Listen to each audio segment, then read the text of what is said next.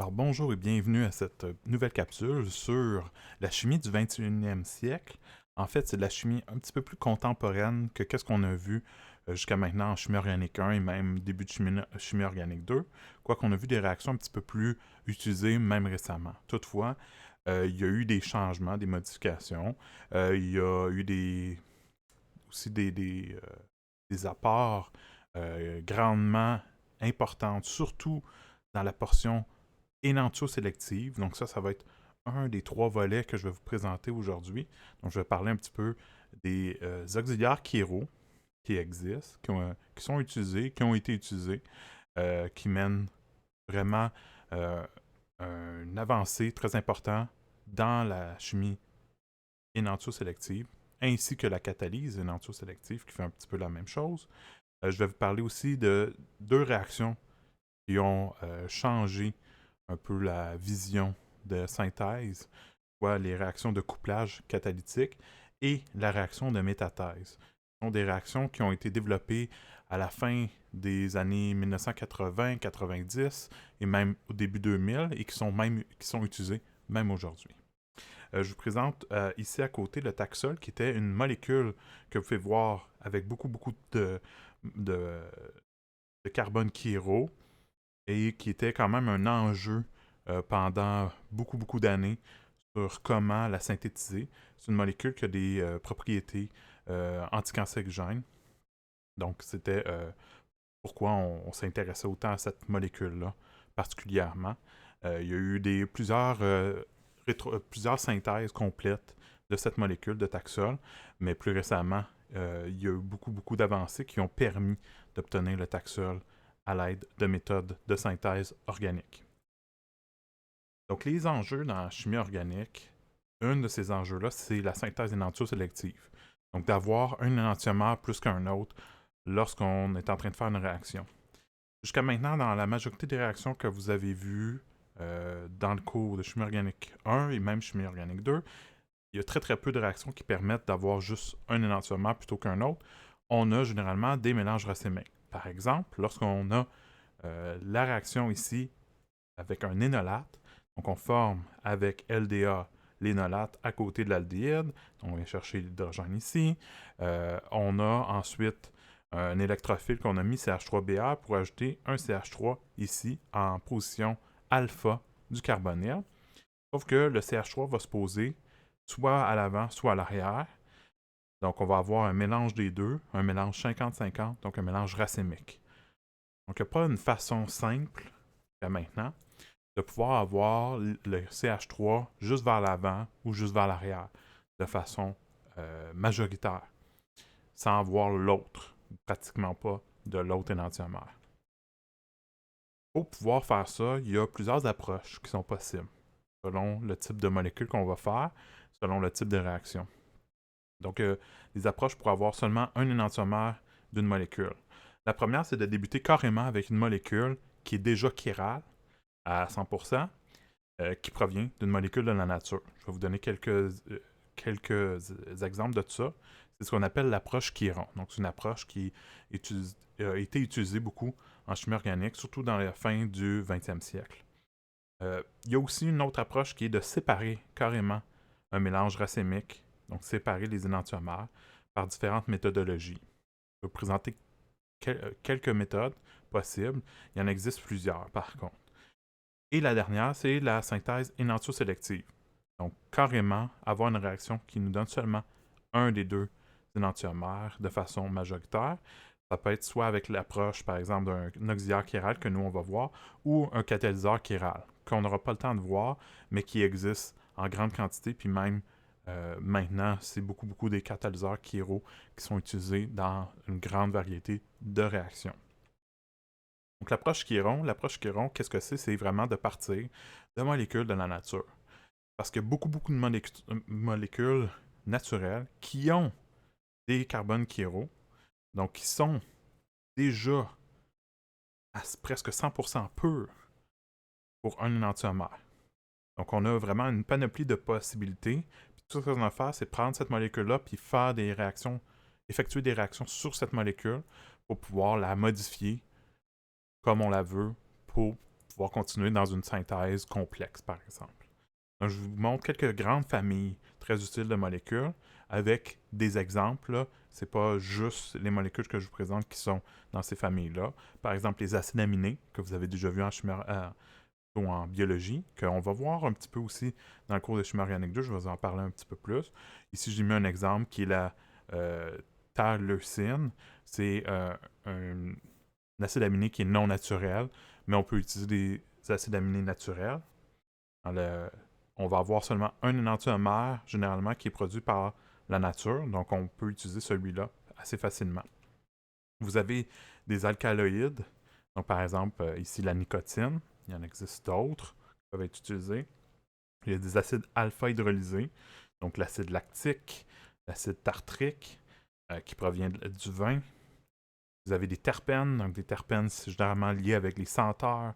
Donc vous avez le citronellal, qui est lié avec la citronnelle, et vous avez le menthol, qui est une autre molécule liée avec une senteur.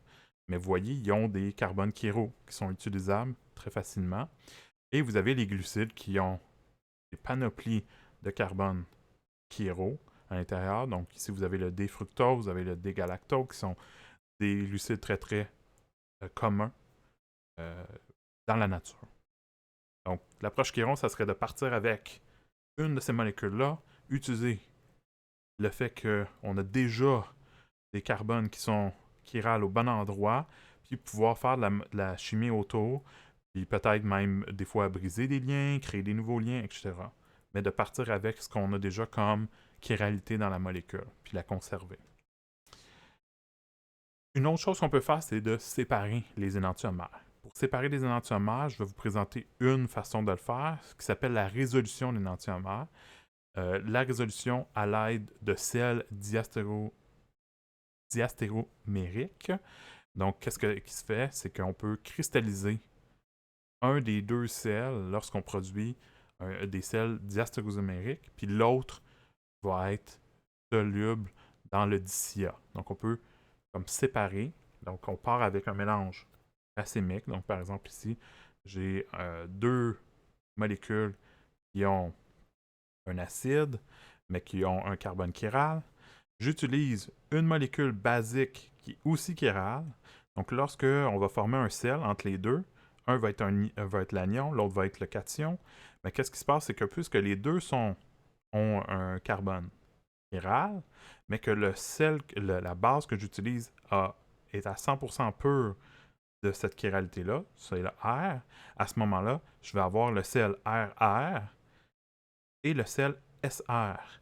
Donc, vous voyez, seulement un des deux carbones, une des deux lettres a été changée, pas les deux. Donc, ce sont des diacérosomères, l'un par rapport à l'autre.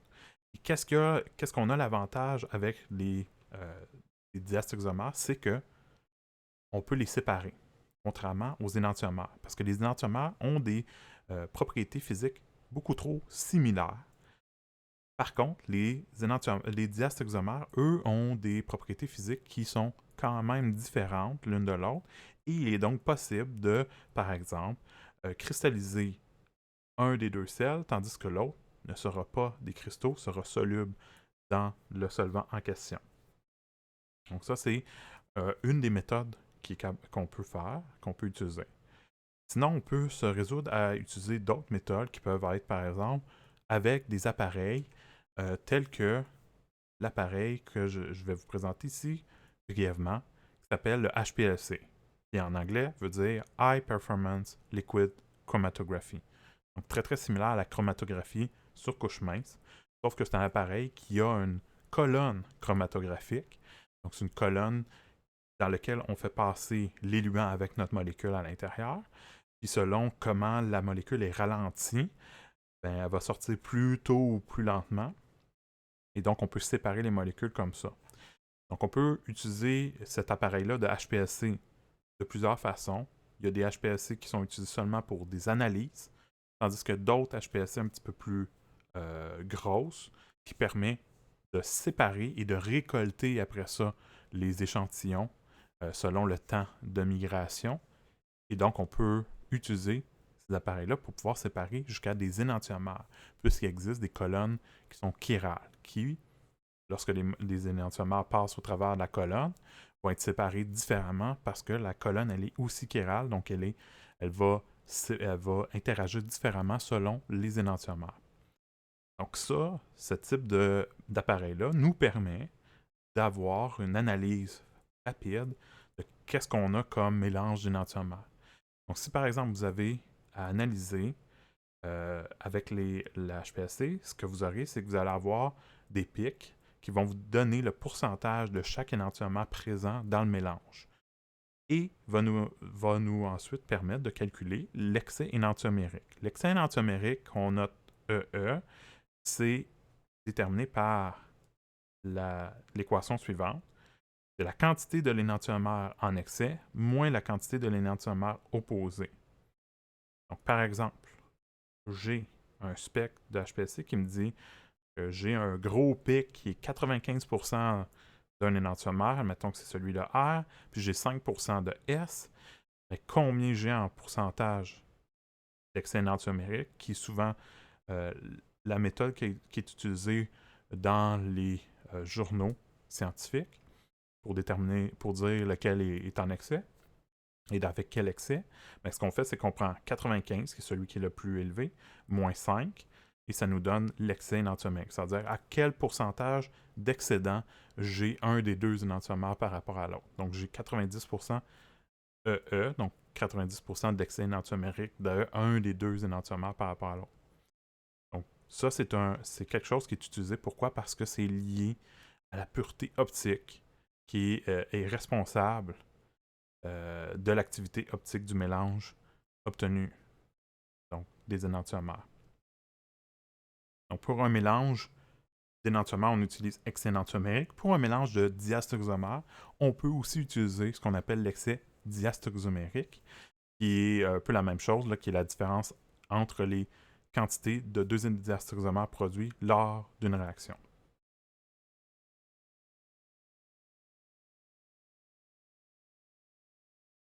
Maintenant, comme sujet, ce que je veux vous parler brièvement, c'est la chiralité de façon générale. Jusqu'à maintenant, ce qu'on a vu, c'est que des molécules chirales sont caractérisées par la présence d'un stéréocentre. Mais ce n'est pas toujours le cas. Je vais vous parler brièvement de ce qu'on appelle la chiralité axiale. La chiralité axiale, c'est dû à des molécules spéciales, donc des cas spéciaux, où une molécule ne possède pas de stéréocentre, mais plutôt ce qu'on appelle un axe de chiralité, autour duquel les substituants ont une disposition spatiale qui est fixe, qui n'est pas superposable à son image miroir. Donc, je vais vous donner quelques exemples de ça parce que ça vous paraît peut-être pas aussi simple que ça. Vous avez par exemple des molécules qu'on appelle biaryles. Donc, des aryles, c'est des aromatiques, donc des cycles aromatiques. Donc, ici, j'ai un cycle aromatique qui est lié avec un autre. Donc, c'est ce qu'on appelle un biaryl. Sur ces deux-là, qu'est-ce qu'on voit? C'est qu'au fond, vu qu'il y a un lien qui est ici, qui les lie, qui est fixe, donc qui ne peut pas tourner parce qu'il y a des doubles liaisons de chaque côté, ben à ce moment-là, la molécule d'en haut puis la molécule d'en bas, les positions des aromatiques, va faire en sorte qu'on va avoir des plans différents selon la disposition de la molécule ici et la portion de la molécule en bas, qui va faire qu'on va avoir cette forme particulière. Vous avez, par exemple, ici, ça c'est celui qui est en haut si on le regarde du haut. Donc le phosphore lié avec la portion aromatique. Tandis qu'en bas, pour l'autre portion aromatique, est dans l'autre sens avec le phosphore comme ça. Donc ça, c'est si on regarde pour ce qu'on appellerait le S. Pour le R, on aurait l'inverse. Donc je ne vous demanderai pas là, de savoir comment distinguer lequel est le S, lequel est le R. Juste vous dire que lorsque vous avez deux groupements aromatiques qui sont liés ensemble par un lien, les groupements aromatiques ne sont pas pareils à gauche et à droite, mais on peut avoir cette disposition-là particulière qui donne des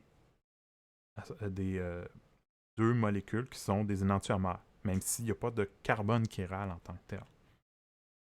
Un autre type de molécule que vous pourrez avoir de la chiralité axiale, c'est des alènes. Les alènes, c'est lorsque vous avez deux doubles liaisons sur le même carbone central.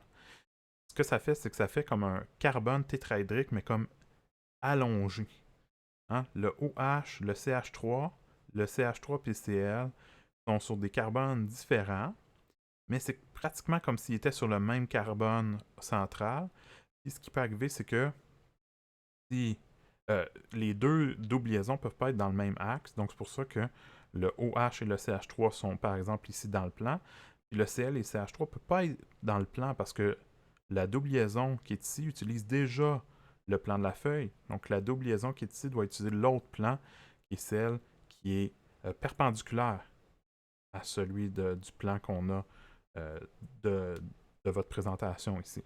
Donc c'est pour ça que le chlore doit être vers l'arrière, puis CH3 vers l'avant, ou le contraire, comme ceci.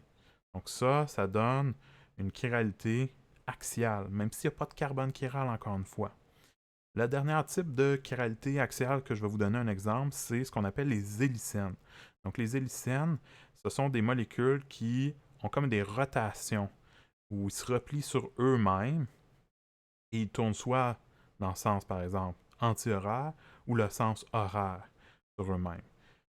Donc ça fait en sorte que ce sont des molécules qui ne peuvent pas être superposées. Hein, ce sont deux énantiomères ici. Puis pourquoi? Ben, c'est que si représentez-vous un peu là, comme des vis. Donc, dans la vis, vous avez l'espèce de trait où on a le serpentin de la vis. Ben, la vis, ce serpentin-là peut tourner dans un sens ou dans l'autre. Mais si vous essayez de regarder deux vis qui tournent dans des sens opposés, le serpentin, mais à ce moment-là, vous verriez que vous ne pourriez pas les mettre l'un sur l'autre parce qu'ils ne conviendraient pas exactement. Ils ne se superposeraient pas. En réalité, ce sont des images miroirs. Donc, c'est la même chose pour les hélicènes.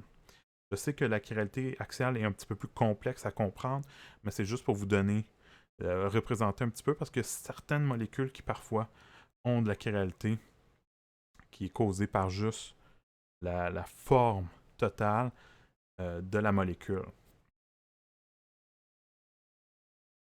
Donc, maintenant qu'on a parlé un petit peu de la chiralité des molécules, différentes autres approches, la dernière approche que je vais vous parler plus en détail, c'est l'utilité des auxiliaires chirales.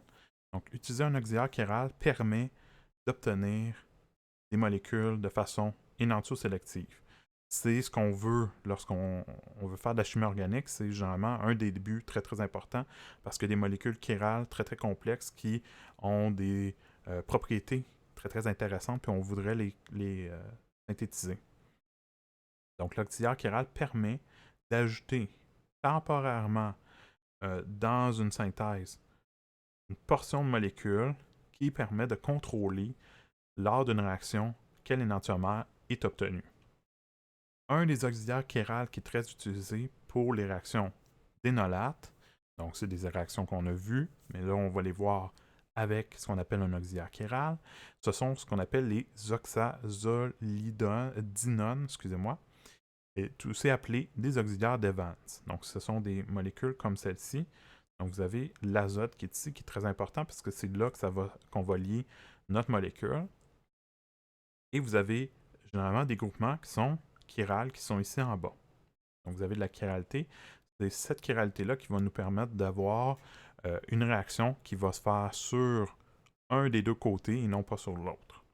Donc pourquoi on appelle ça les auxiliaires d'Evans? C'est parce qu'ils ont été développés par le professeur David A. Evans, qui est professeur de chimie à Harvard. Pour préparer l'auxiliaire chiral et le lier à une molécule à laquelle on veut faire la réaction énolate, ben, ce que vous devez faire, c'est que vous devez utiliser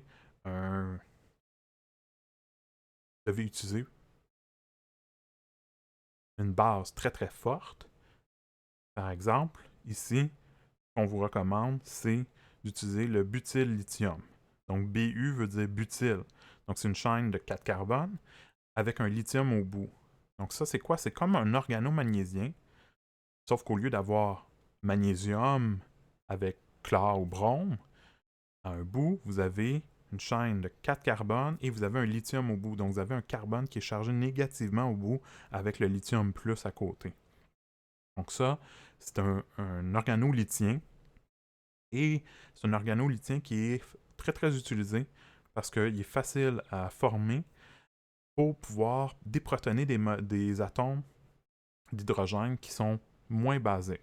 Donc le H qui est ici n'a pas un pKa très très élevé, ça veut dire qu'il n'est pas très très acide. Pour pouvoir l'enlever et avoir un N négatif pour pouvoir faire une réaction par la suite, il faut utiliser une base très très forte. Donc le butyl-lithium, super bon. Donc BuLi est très très utilisé en chimie organique récente comme base très forte. C'est facile à faire. On peut en acheter des quantités assez facilement, généralement solubilisées dans un solvant organique. Par la suite, ce qu'on fait, c'est qu'on ajoute notre acide de chlore. Donc, je vous ai présenté comment produire un chlorure d'acide dans une des présentations précédentes, là, dans les dérivés des acides. Donc, vous avez besoin de partir de l'acide, créer votre chlorure d'acide, excusez-moi. Ben, c'est assez simple, mais après ça, vous pouvez plugger d'une certaine manière cette molécule-là en remplaçant le chlore par tout l'auxiliaire. Donc l'auxiliaire va prendre la place du chlore sur la molécule. Par la suite, on peut utiliser l'auxiliaire dans une réaction d'énolate. Donc vous faites votre réaction normale d'énolate. Donc par exemple, LDA va venir déprotoner ici à côté de notre COO. Et ensuite, on met notre électrophile. Donc dans le cas qui est ici, ce que j'ai fait, c'est que j'ai utilisé un électrophile avec un benzène. Donc, c'est ce qu'on a ajouté ici.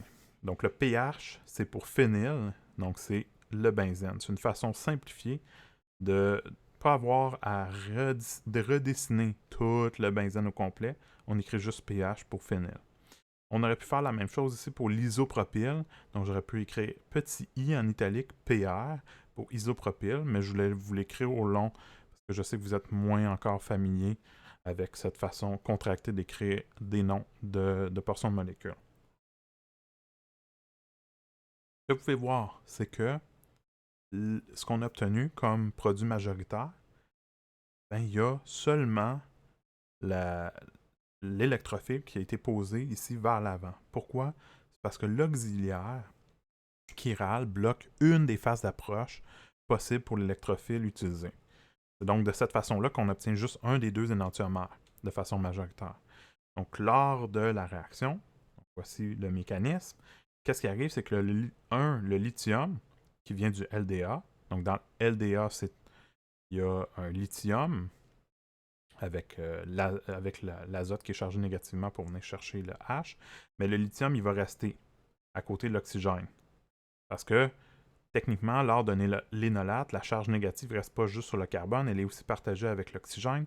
Donc, le lithium vient se lier généralement vers l'oxygène. Puis, puisqu'ici, il est placé en deux oxygènes, il va être coordonné. Donc, il va avoir des liens de coordination avec les deux oxygènes. Donc, il fait comme un cycle à 6 carbones ici, qui rend cette portion-là très rigide de la molécule. Et donc, lorsqu'on a l'isopropyl et que notre groupement électrophile, j'ai mis chlore, mais c'est brome là, que j'avais mis, là, je ne sais pas pourquoi j'ai mis chlore, peu importe c'est quoi le groupe partant, mais l'électrophile va s'approcher de notre énolate, mais il peut s'approcher de deux façons. Il pourrait s'approcher vers l'avant ou vers l'arrière. Par contre, l'arrière est bloqué parce que l'isopropyl qui est ici, qui est très gros, qui bloque la portion arrière, l'approche arrière de notre énolate, et c'est donc vers l'avant uniquement, pratiquement uniquement, que l'électrophile va s'approcher pour nous donner la molécule suivante.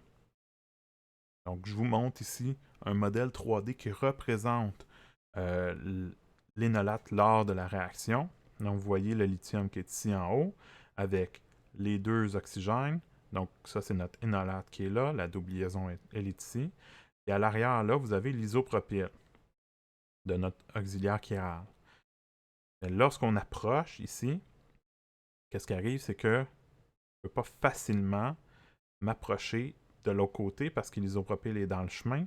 Donc, ce que je vais faire, c'est que je vais m'approcher de ce côté-ci qui est pour nous l'avant, tandis que l'arrière est bloqué. Ça, c'est ce que l'auxiliaire chiral permet de faire. Évidemment, selon quel auxiliaire chiral vous utilisez, vous pouvez favoriser un ou l'autre des énantiomères. Là, ici, je vous ai présenté celui avec l'isopropyl vers l'arrière. C'est celui-là qui nous permet d'obtenir l'énantiomère avec l'électrophile vers l'avant. Par la suite, c'est facile de retirer l'auxiliaire à l'aide de plusieurs types de réactions qui nous permettent d'avoir d'autres groupements fonctionnels pour continuer nos synthèses. Donc, vous pouvez par exemple utiliser LiALH4 pour, à ce moment-là, carrément réduire toute cette partie-là de la molécule. Donc, le double O et l'auxiliaire part, le double O va être transformé en alcool à ce moment-ci. Je vous rappelle, le pH, c'est un phényl. Donc, un phényl, c'est ça ici. Ce qu'on pourrait faire d'autre, c'est utiliser une base forte comme LiOBN, donc le Li+, O- avec BN pour benzyle. Donc, benzyle, c'est un phényl, mais avec un CH2 de plus. Donc, le CH2, il est lié à l'oxygène. Donc, ça ici, ça serait mon oxygène chargé négativement. Qu'est-ce que ça nous permet de faire? Ça nous permet de changer ici la portion amide, d'une certaine manière, à une portion ester. Donc, d'obtenir un ester benzylique. Sinon, ce qu'on peut faire, c'est qu'on peut utiliser une source de OH-, par exemple LiOOH ou LiOH fonctionne également dans de l'eau. Qu'est-ce que ça nous permet de faire? Ça nous permet de pouvoir carrément briser la liaison avec l'auxiliaire et la remplacer par un OH, donc obtenir l'acide carboxylique. Donc ça, c'est des façons simples de se séparer, d'enlever l'auxiliaire pour obtenir différentes fonctions, mais on conserve quand même là, notre carbone chiral lors de ces transformations-là. Il y en existe d'autres, mais je voulais vous en présenter juste quelques-unes qui sont utiles. Maintenant, un autre volet que je voulais vous présenter aujourd'hui, c'est de vous parler des couplages croisés catalytiques. Donc, les couplages croisés vont avoir une importance parce que lorsqu'on a parlé des liens, de créer des liens carbone-carbone en chimie organique 1, on a vu quelques réactions, dont les réactions avec des organomagnésiens. Donc, les organomagnésiens, eux, ont un gros problème parce que lorsqu'on veut les faire réagir avec des dérivés halogéniques qui sont sur des carbones sp2, ça ne fonctionne pas. Il n'y a pas de réaction. Donc, si j'utilise un organomagnésien sur cette molécule-ci, où on a un dérivé halogéné, on a un chlore ou un brome là, comme groupe partant, ben, on ne peut pas faire de réaction SN2 pour pouvoir partir le X et le remplacer par une chaîne de carbone. Ça, c'est un problème parce que parfois, on veut faire ça. On veut faire une réaction directe et ajouter notre chaîne de carbone ici directement sur un alcène ou encore sur un benzène, un aromatique. Pour pouvoir régler ce problème-là, il y a plusieurs réactions de couplage croisé qui ont été développées.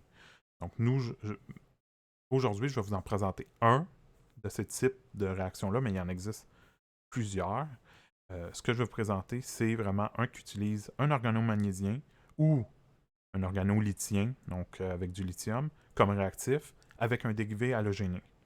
Donc, c'est un couplage qu'on appelle de Kumada-Koryu, qui a été développé en 1972. Donc, ça a été développé à la fin des années du 20e siècle, mais c'est encore utilisé maintenant aujourd'hui dans plusieurs synthèses. Pourquoi? Parce que ça permet facilement de pouvoir lier une chaîne de carbone R1 qui a un dérivé halogéné avec une chaîne de carbone R2 qui est liée soit à un lithium ou un magnésium, donc un organomolithien ou organomagnésien, à l'aide d'un catalyseur de palladium ou un catalyseur de nickel. Généralement, on va plus voir ça avec le palladium, mais il existe quelques possibilités avec des catalyseurs de nickel également. Qu'est-ce que ça fait? C'est que ça va créer un nouveau lien entre le R1 et le R2 directement, puis on va se débarrasser du LiCl ou MgBr2, par exemple. Comment ça fonctionne? Ben, le mécanisme général, c'est un couplage croisé catalytique, donc c'est un cycle catalytique. Donc c'est pour ça qu'ici, c'est comme un cercle, parce que c'est un cycle. Un catalyseur va être utilisé pour plusieurs cycles de réaction Donc, c'est pour ça qu'on utilise le catalyseur en quantité, on dit catalytique, donc en très très petite quantité. Donc, ce que vous avez, partez avec votre catalyseur qui est un palladium. Ici, il y a un 0 à côté, ça veut dire un degré d'oxydation de 0 pour le palladium.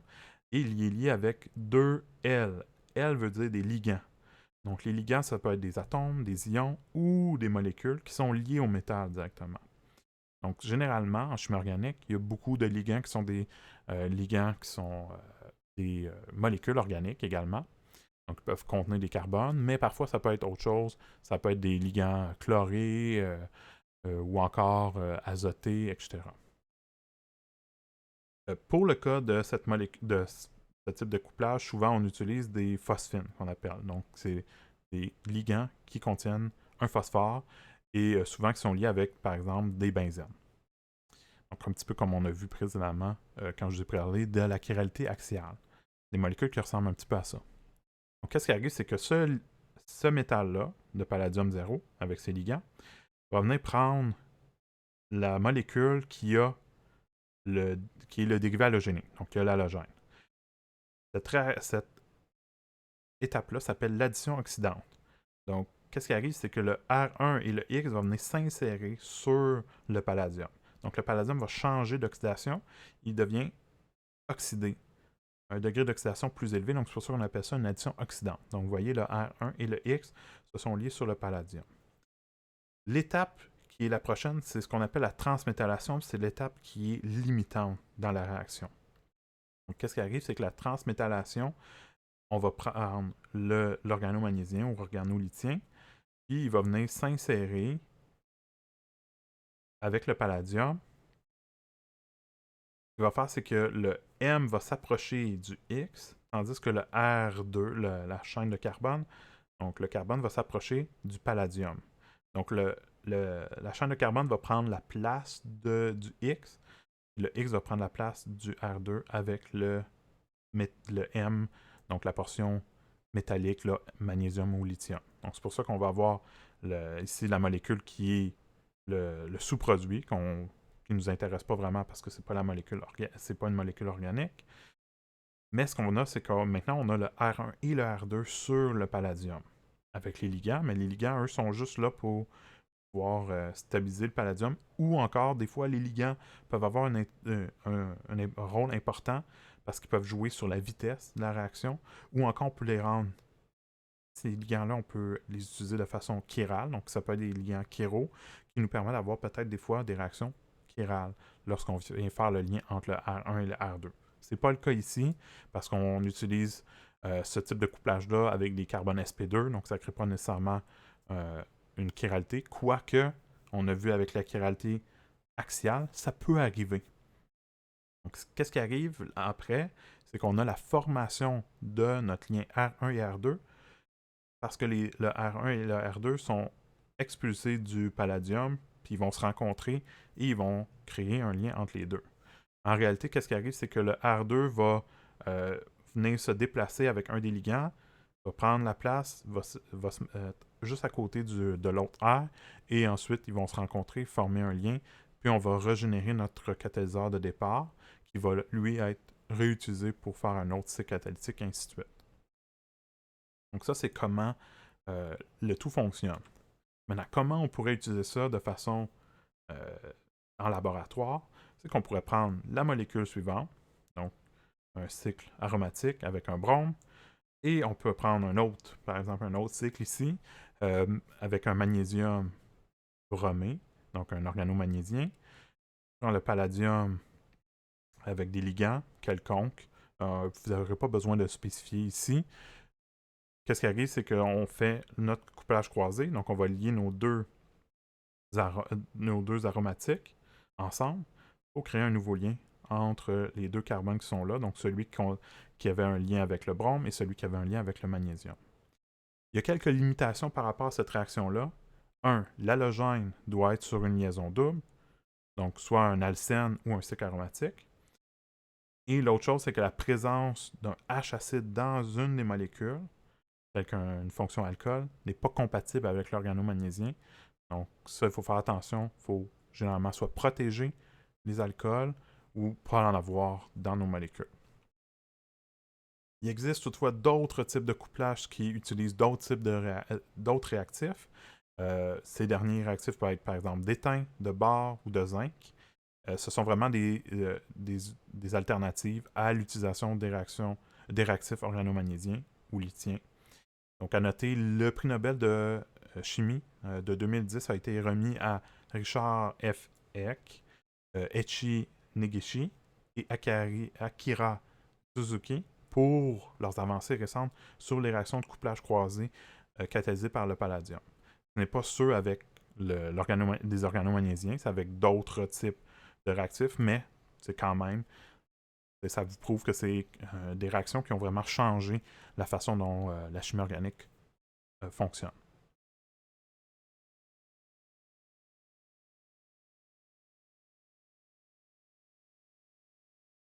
Le dernier volet que je veux vous présenter, c'est la réaction de métathèse. La réaction de métathèse, c'est une réaction chimique qui se produit entre deux fonctions qui sont généralement très très similaires. Dans ce cas-ci, ça va être des alcènes qui vont réagir pour se combiner ensemble. Donc ça, c'est l'idée de la réaction de métathèse. Ça veut dire prendre une molécule, une portion de molécule qui a une double liaison, un alcène, et prendre une autre molécule ou une autre portion de la même molécule qui a une autre alcène pour que ces deux alcènes-là se combinent en une seule alcène à la fin. Donc, le carbone qui est ici se lie au carbone qui est là. Ça veut dire qu'on va quand même retirer un carbone de chaque alcène à la fin. Donc, ça, c'est quand même à tenir en compte, mais ça nous permet d'obtenir une liaison directe entre deux carbones très, très facilement. Donc, pour pouvoir arriver à faire ça, on a besoin de catalyseurs. Il y a des catalyseurs variés qui ont été développés pour ce type de réaction-là. Vous avez des catalyseurs, par exemple, qu'on appelle le catalyseur de molybdate. Donc, c'est ici un MO. C'est le molybdate. C'est un métal qui se retrouve dans les métaux de transition. Ce qu'on appelle un catalyseur de Schrock 1. Vous avez aussi des catalyseurs de ruthénium qui sont plus avancés que ceux du molybdate. Donc, ça, c'est le nom qui sont ici, c'est les noms qui sont des chercheurs qui ont développé ces catalyseurs-là. Donc, Schrock, c'est un des chercheurs. Ensuite, vous avez des catalyseurs qu'on appelle de Grubbs. Donc, Grubbs 1 et Grubbs 2. Ce sont donc des catalyseurs de ruthénium, puis sont meilleurs que le catalyseur de Schrock. Donc, ce sont des catalyseurs qui sont un petit peu plus utilisés maintenant. Donc, vous avez ces deux catalyseurs-là. Vous en avez même d'autres qui ont été développés par la suite, mais on va s'attarder surtout à ceux-là là, pour le cadre du cours. Donc, les chimistes Yves Chauvin, Robert Grubbs et Richard Schrock, ces trois-là ont reçu le prix Nobel en 2005 pour leurs avancées sur les réactions de métathèse. Donc, encore une fois, une réaction qui a beaucoup, beaucoup changé des choses en chimie organique. Puis vous voyez déjà, Grubbs et Schrock, ce sont deux personnes qui ont travaillé sur développer des catalyseurs. Donc, c'est pour ça que leurs noms apparaissent dans les catalyseurs, mais ce sont finalement les chercheurs qui ont développé ces catalyseurs-là ou leurs équipes de recherche les ont développés. La réaction de métathèse, comment elle fonctionne? Donc, c'est un mécanisme, encore une fois, avec un cycle catalytique, puisqu'on utilise un catalyseur métallique de ruthénium, dans ce cas-ci. Donc, qu'est-ce qui arrive? C'est qu'on peut partir avec notre catalyseur. On va surtout s'attarder avec ceux de Grubbs, parce qu'ils sont meilleurs que ceux de molybdate. Donc, on va prendre un catalyseur de ruthénium, qui, si je reviens un petit peu en arrière, ce que vous pouvez voir, c'est qu'il y a une double liaison avec un carbone qui est lié avec par exemple, ici, un benzène, un pH pour phényl, benzène. Que ce soit Grubbs 1 ou Grubbs 2. Grubbs 2 est un petit peu meilleur, parce qu'il est un petit peu plus stable. Il y a d'autres utilités aussi qui font en sorte que c'est un meilleur catalyseur, là, vu qu'il a été développé en deuxième. Mais peu importe lequel vous utilisez, vous avez toujours ce double liaison-là vers un carbone. Ça va être utile, pourquoi? Parce que notre première double liaison va venir s'insérer sur le catalyseur pour un petit peu remplacer cette double liaison-là. Qu'est-ce qui arrive? C'est qu'elle vient s'insérer comme ceci. Donc, le ruthénium va faire un lien avec le carbone qui était là initialement, qui avait ici le R, qui est, par exemple, dans notre cas, le benzène, qui est encore là. Et l'autre carbone, c'est le carbone qui était ici, qui maintenant il y a tout le reste de la molécule, qui va se lier en même temps, ici, comme un carré avec l'autre carbone. Donc ça, c'est ce qu'on appelle comme une cycloaddition. Okay? Donc vous avez un cycle qui est formé avec nos deux carbones, en fait les deux doubles liaisons qui viennent se lier ensemble. Par la suite, qu'est-ce qui arrive, c'est qu'on a un réarrangement de tout cela. Ce qui va arriver, c'est que les liaisons vont se briser ici en haut et sur le côté pour former une double liaison maintenant entre le ruthénium et la portion qui avait ici ce qu'on vient d'ajouter, donc lors de l'insertion, puis la double liaison avec la portion benzène va partir. Donc maintenant qu'on a ce qu'on appelle un carbène métallique, donc le carbène métallique, c'est quoi? C'est un carbène. Donc un carbène, c'est un carbone qui a deux liaisons, mais qui a pratiquement comme un doublet libre. Dans ce cas-ci, le doublet libre est stabilisé parce qu'il est comme en liaison double avec un métal. Donc, c'est un petit peu moins instable qu'un carbène complet. Donc, un carbène complet, c'est extrêmement instable. Ça veut réagir très, très rapidement. Tandis qu'un carbène métallique, c'est un peu plus stabilisé. Parce qu'on voit, il fait un type de liaison double, même si elle n'est pas complètement réelle. Elle est quand même présente. Donc, c'est une interaction euh, une interaction qui existe entre le métal et le carbone. Mais ça reste quand même réactif, ce type de lien-là. Donc, c'est pour ça que, par la suite, l'autre alcène va venir se combiner. Donc, ce qui arrive, c'est que là, vous avez un petit peu qu'on avait ici. Vous avez l'autre alcène qui va venir se combiner sur le ruthénium. Donc, on va créer un lien avec le carbone qui est ici au bout. Et l'autre carbone va se lier sur le carbone qui est ici. Il y avait la portion, par exemple, ici en rouge, le reste de la molécule. Donc, ce qu'on a, c'est qu'on a créé un premier lien entre le carbone qui est ici et l'autre carbone qui est là, qui avait donc la portion de la molécule rouge et la portion de la molécule bleue commencent à se lier ensemble, tandis que le carbone qui était au bout ici va se lier avec le ruthénium. Par la suite, qu'est-ce qu'on a? C'est qu'on a un petit peu la même chose. On a un réarrangement de ces liens-là. On va créer une liaison double entre les deux. Puis on va se débarrasser de la liaison qui est ici. Donc je vais vous faire des flèches juste pour vous montrer un petit peu qu'est-ce qui arrive. Donc ce qu'on peut faire, c'est que les électrons peuvent aller là. Les autres peuvent aller ici. Comme on avait dans l'autre cas, ce qu'on avait, c'est qu'on avait le lien qui était comme ceci et comme cela. Les flèches sont pas super belles, mais je pense que vous comprendrez un petit peu plus qu'est-ce que je veux dire par le mouvement des électrons pour créer la double liaison entre la portion rouge et la portion bleue. Et ce qu'on a maintenant, c'est un ruthénium avec un CH2, parce que ici, c'était un carbone qui était au bout de l'alcène. Qu'est-ce qui arrive, c'est que ce qu'on a maintenant, on a la molécule qu'on désire. Puis là, ce qu'on a, c'est qu'on a un nouveau ruthénium qui est lié en liaison double avec un CH2, donc c'est un nouveau carbone métallique qui peut recontinuer le cycle. La seule différence, c'est que plutôt que de partir avec CH avec un benzène, c'est CH2 maintenant. Mais ici, lors de l'insertion avec une nouvelle molécule avec la portion rouge, ça fonctionne de la même façon.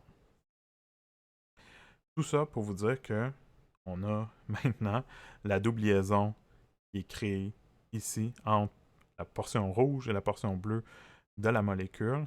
Donc, ça peut être la même molécule, donc ça peut faire en sorte que ça fait un cycle, ou ça peut être deux molécules différentes qui avaient chacun des alcènes qui se sont liées ensemble.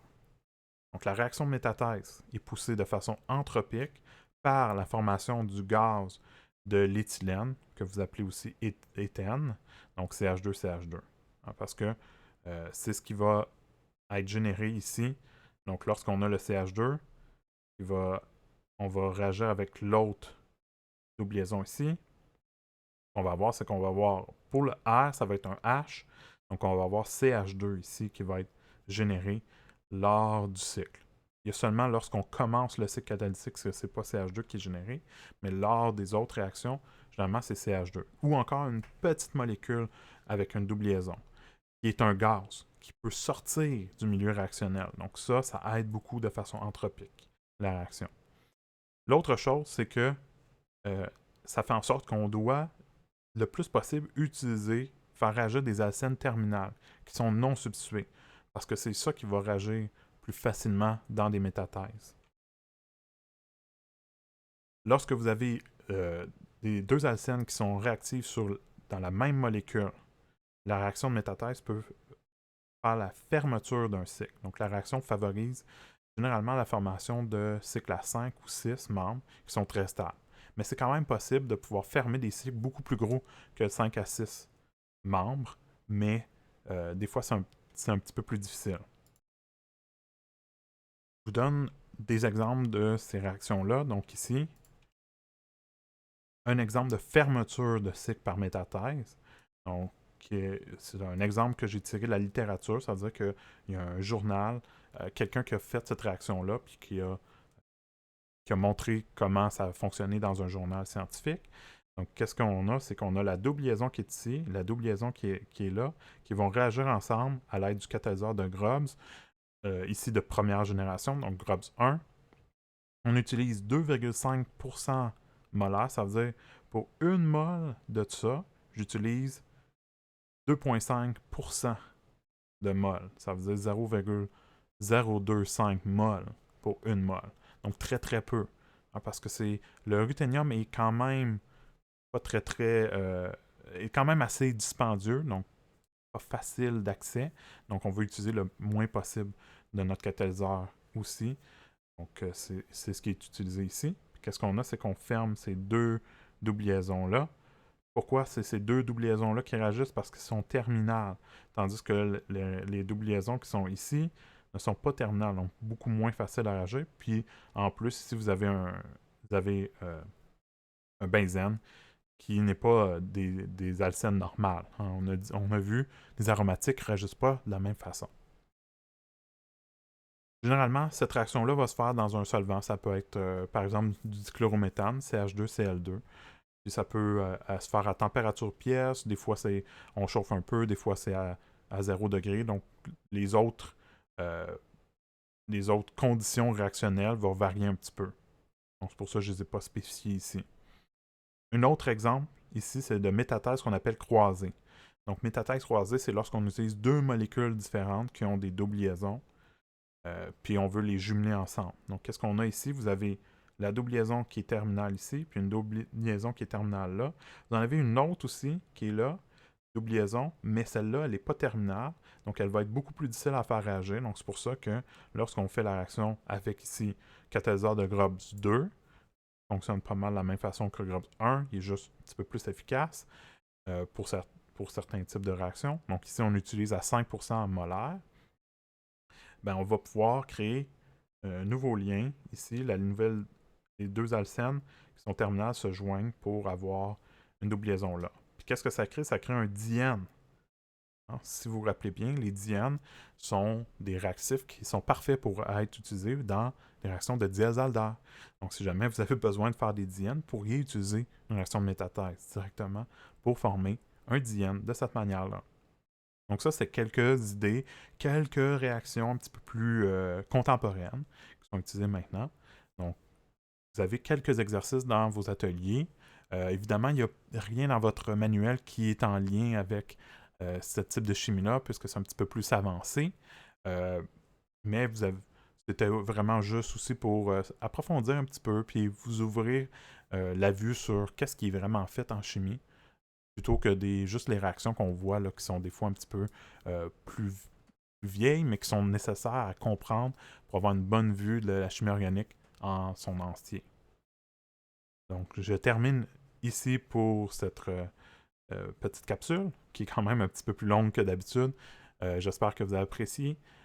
Et pour la prochaine fois, on va parler un petit peu plus des molécules biochimiques.